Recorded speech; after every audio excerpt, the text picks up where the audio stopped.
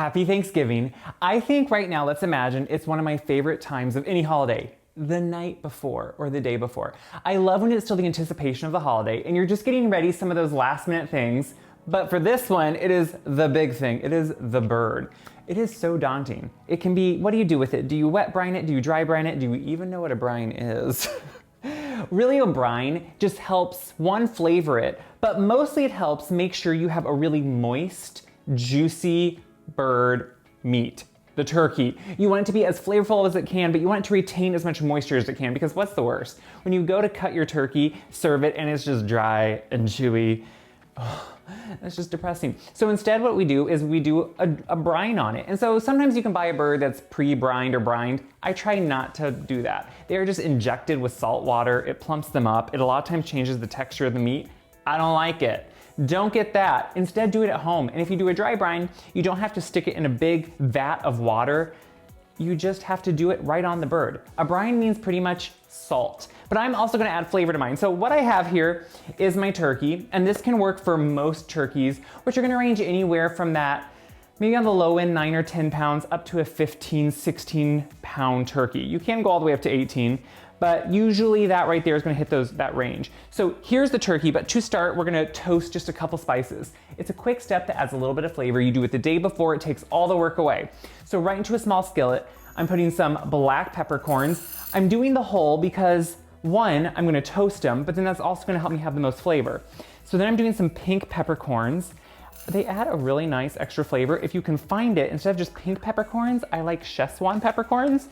They kind of have sometimes a weird numbing effect on the tongue. In this case, you wouldn't notice that, but I really like what they do. So then I'm gonna add some whole coriander. I know this sounds kind of like, seriously, all these steps. This really, honestly, is amazing at flavoring that brine. Then I'm gonna add some fennel seed. And don't worry, I know the whole seeds kind of look weird now, but it will make sense. Then I ran out and I got some fresh bay in. No, it does not grow my climate, but I grow it in a pot. If you don't have fresh bay, I do. I know we've all had those bay leaves in our spice cabinets for like, I don't know, maybe since the beginning of time. Let's maybe not use those. They're probably not gonna have flavor. Either buy some fresh ones in the herb section or just look for a fresh bottle of them in the supermarket. So we're gonna put a few leaves of that in, and no, they're not gonna necessarily toast, but heating them up slightly like this is gonna help bring out their oils. So I'm just gonna put this right onto a low flame, and I mean low, because you don't wanna burn these, you just wanna toast them. So while those are toasting, they're heating up. Every so often, I'm just gonna shake them, make sure they're toasting. When they get fragrant, which only takes a few minutes, we're gonna pull them off. While that is happening, we can get ready the extra part, or the next part. So salt is the most important. And I know it sounds really scary when you see this amount of salt, because you may be watching your salt. This is not a lot of salt. If you buy a brined, a pre-done turkey in the supermarket, a lot more salt is going into it. This is for all these pounds of meat, and you really need that to help flavor the meat and create a delicious turkey. Trust me. So right into that, then we're gonna add some citrus. Citrus zest in general, I think we all know, has what? It has all those oils from the citrus in it, which means it has all that flavor. So instantly as I do this, it's releasing those oils. The reason you turn this grater upside down, a rasp grater or a microplane, is because that's gonna catch all the zest. So instead of doing it upside down, right into the salt, I'm doing it right side up, and then I'm just gonna flick it over and make sure all that and the oil and everything goes right in there. So I'm gonna zest the rest of my orange, a couple lemons, put them right into the salt, and then get ready to move on. So that's the last of the lemon. So the great thing about putting the citrus right into the salt, salt's like an abrasive. So when you mix those two together, it really helps break down the citrus and just work right into the salt. That's also just a great way to make a good salt blend. You could put herbs into that too. So there's our salt. Now we're gonna come over here. Every so often I've been coming over and just shaking it.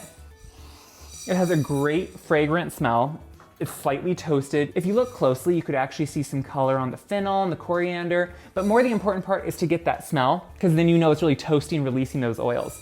So what I do at this point is you wanna grind it up somewhat. And you could do it with a mortar and pestle if that's what you have. I always keep an extra coffee grinder, and that is what I do my spices in. So you don't obviously want to use the same one you use for coffee, because you could definitely mix it accidentally sometime, and you'd probably be sorry about that. because it would have a flavor. Don't do that. Instead, have a separate one. I cleaned it out in between, and that's all I need to do. So I'm gonna blend this up a couple times just to break them down.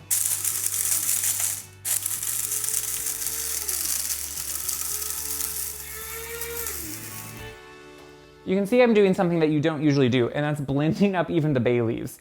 Bay leaves have this like old thing where people think they're like poison if you inject them, I think, but not if you use them. Okay, false. So I am just mixing them right in. So that is gonna release all that flavor. Guys, I wish I could just, I know I say this all the time, but if you could smell this amazing flavor that's going on in here, it's intense and it's just beautiful. So I'm mixing those together, which is my salt, my citrus, the spices. It's good. It's good. It's like a fun, bright Thanksgiving. Turkey can be really heavy, so it's nice to have something that brightens it up. The next thing about having a good turkey is what? That good crisp skin. So the first step in making sure you have a crisp skin is you go right in there and you start removing the skin from the meat. So you don't want to tear it, you don't want to rip it, but what you're doing is taking that kind of film, which is like a silver skin that's connecting them, and you're working your hand, and I know this is the one part, if you're not into meat, turn your eyes, because this is nothing pretty about this. But this is actually helping, so when it cooks, since there's gonna be air in between there and they're not connected, it will help crispen up and render the skin really like crispy, crunchy. It's delicious. So I'm even trying to work my fingers in over like here on the legs, making sure I can separate as much as possible without tearing the skin, because you want to keep the skin intact. So I have it pretty much done all over. I'm gonna wash my hand, and then we're gonna put it all together. The next step in making sure you have that good, crispy, browned skin is adding some, it's a weird one, baking powder. Baking powder actually changes like how it bakes, and it gives it more area to brown and to really crispen up. So if you mix some baking powder in with this mixture, you're gonna have a much more deliciously browned skin. So this mixture I'm kind of gonna put in two places. I'm gonna put it under the skin, all over, as much as I can. So obviously since I separated it, that's gonna be a lot easier. And I'm working it in as far as I can. The salt is gonna help get into the meat. It's gonna actually work itself into the meat somewhat, which helps then retain moisture as it bakes. And then, since the salt has all these flavors of spices and herbs with them, it's gonna carry that in there too. And that's why I like putting some of it here in between the skin, also in the cavity, is that it carries that flavor all over. I also put it, of course, on the outside of the skin, as much as I can. Since it's somewhat dried, it doesn't have as much that holds on here. So that's why I like to definitely put it under, but I also will even flip the bird over. That's just as important. Do the same thing back here. We're gonna take the skin, we're gonna separate it somewhat, and then we're gonna put some of this salt mixture in there, and that way we're gonna have a seasoned and flavored bird all the way around. That is the important part. You don't just wanna flavor certain parts of it, but you wanna go as far as you can. So I'm gonna put the rest of it back here, then we're gonna flip it over and just wait.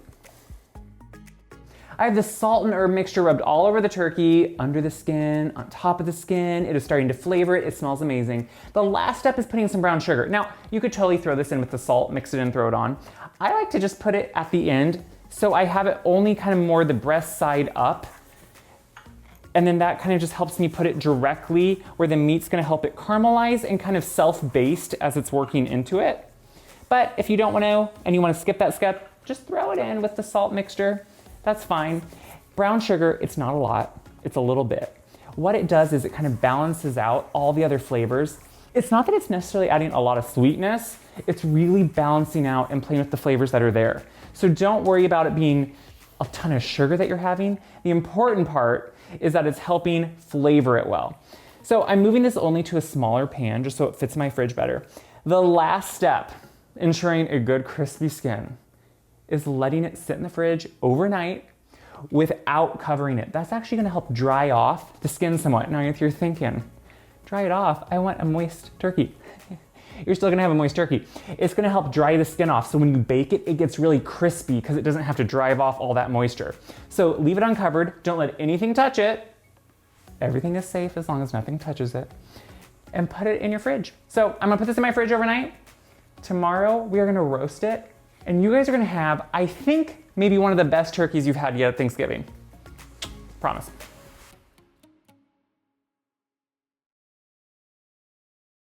It's the morning after. This is the beautiful bird, the turkey, the piece de resistance of Thanksgiving Day.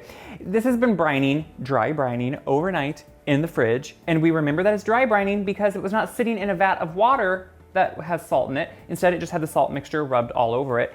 And it does release some liquid, that's normal. That's why you have it on a rimmed little baking sheet or something that can catch all that.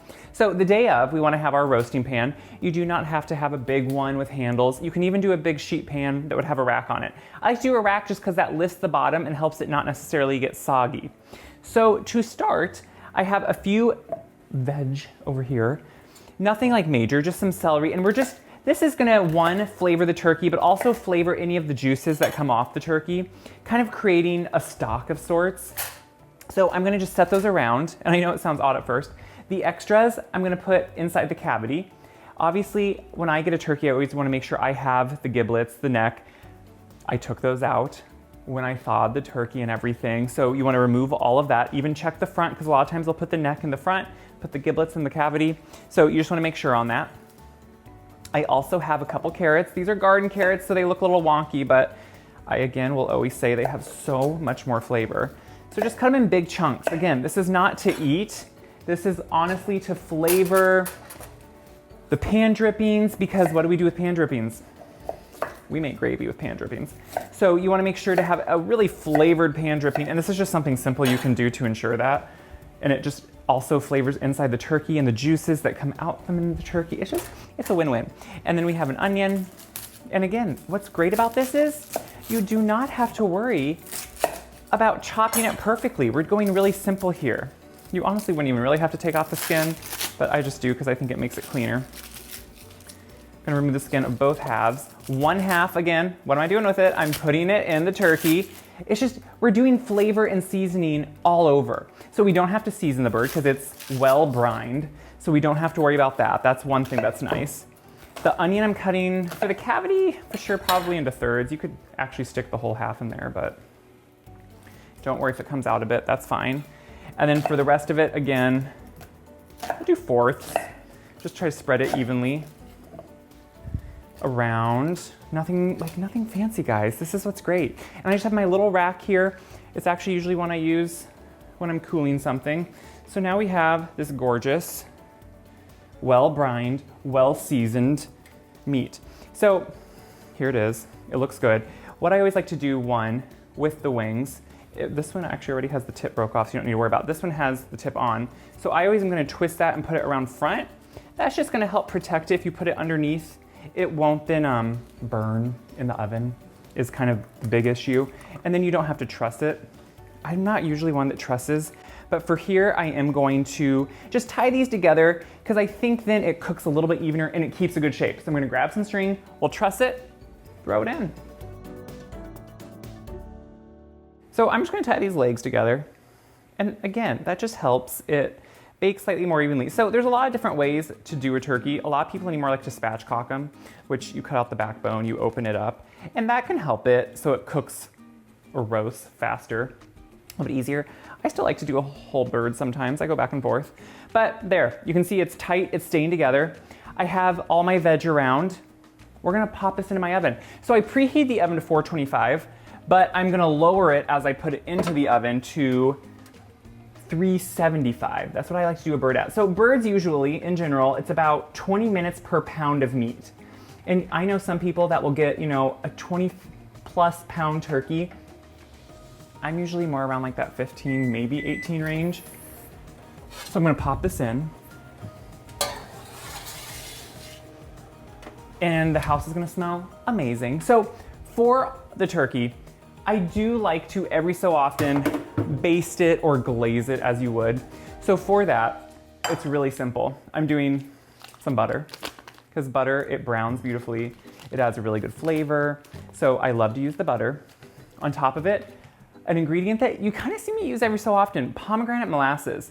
So this adds that like sweet tang almost. It kind of acts as a honey would in the sense that it's gonna help brown it, add just a little bit of sweetness, almost caramelize on top of the turkey.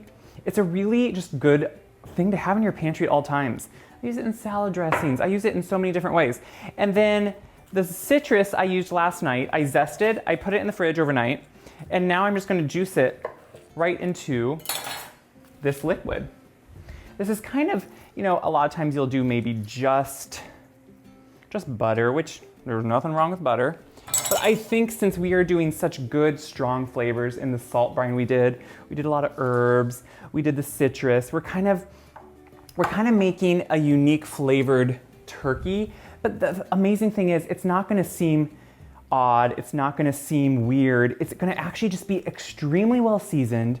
It's gonna have a few of those extra just delicious notes. And I think it's one of those things that every time I've made this, people think it is the best turkey ever. And as you can see, it's really nothing. You put a few ingredients together, you brine it overnight. This is so doable. And I think it just really, the important part now is just to not over roast it. So as it's roasting, I'm gonna put this on the stove. I'm gonna let it melt.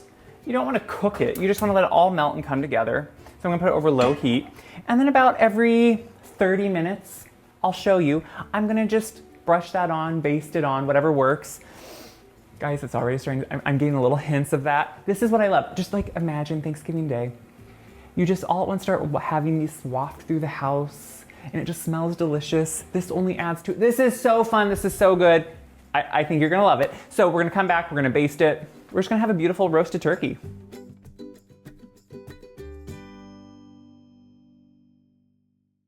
It's been roasting for a while. It's starting to brown. It's only been about 45 minutes. It's starting to brown, but I turned it down to 350, and that's where it's gonna finish roasting for the rest of the hours it needs to be in there. But as you can see, it has some beautiful color already.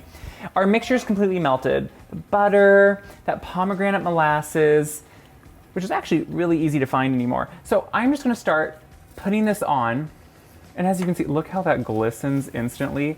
I love that. And it's gonna flavor just everything. So all those steps we took to help the skin get extra crisp, look at how already you can hear it. Do you hear that? It has a dryness to it. That's exactly what we want. We want it to be really crispy, and it just is looking so good already. What I love about a glaze, even basting with butter, instantly look, you're getting that golden color, you're getting those golden brown notes, that caramelly color. The glaze, in its own right, has an amazing smell just because that pomegranate molasses is really starting to just, it just smells so good. So I'm gonna do this now about, maybe every 30 minutes, just to start getting a good caramelization on there because there are sugars in that molasses. I'm gonna pop it back in the oven now. Every so often do that, but then our turkey will be done. It's beautiful.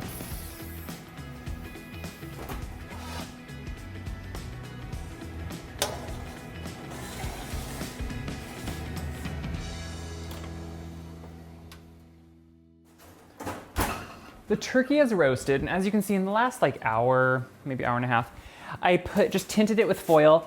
Oh, it's a good color. It's that beautiful golden. I just didn't want it to look burned or brown. So the turkey, while it's registering done for temperature, it is not now yet ready to cut.